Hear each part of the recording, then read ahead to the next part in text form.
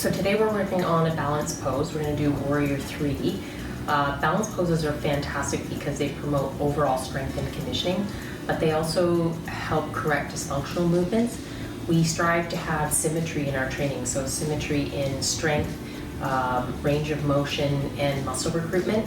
And balance poses are really effective at working at all of that. You'll notice one side maybe is stronger than the other, one side maybe has a bigger range of motion than the other, or you have more stability on one side than the other. So these balance poses help work on those imperfections or work on those balances to create symmetry. And symmetry helps us perform better. It helps us with injury prevention as well. So I'm going to show you the full Warrior 3. We're going to work in and out of the pose. I would recommend 50 on each side to get to your 100 rep. I'll show you the full pose and then I'll show you some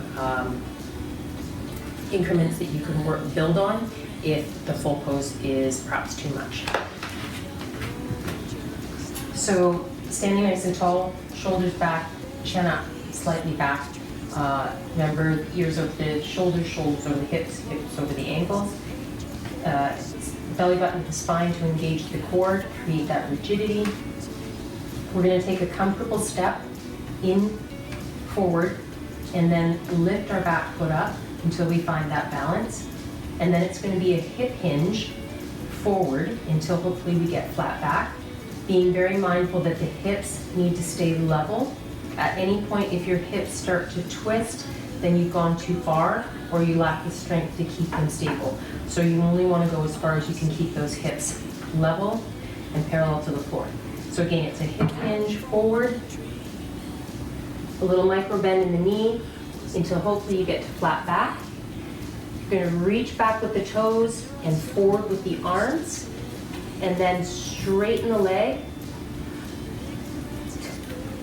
stabilize it, micro bend, and then hip hinge back up.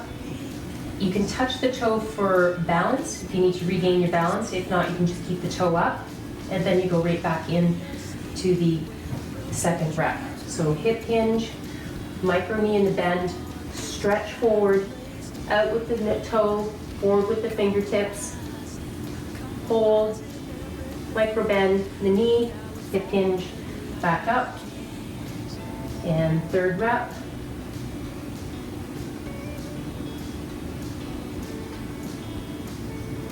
And back. So 50 of those would be one side, 50 for the other. That makes your 100 rep. If you want to, if that range of motion is too much, then just simply step forward. Again, find your stability. Start to hip hinge forward till you feel like you are still in control. If you start to wobble, then just pull it back up a little bit, stabilize, and then reach and back. Reach and back. So whatever your range of motion is, as long as you can keep it stable. And that is your Warrior 3. Again, 50 on each side. You're going to feel a lot of it in your glute and in your hamstring, and some of it even in your shoulders as you really try to reach nice and tall with the arms.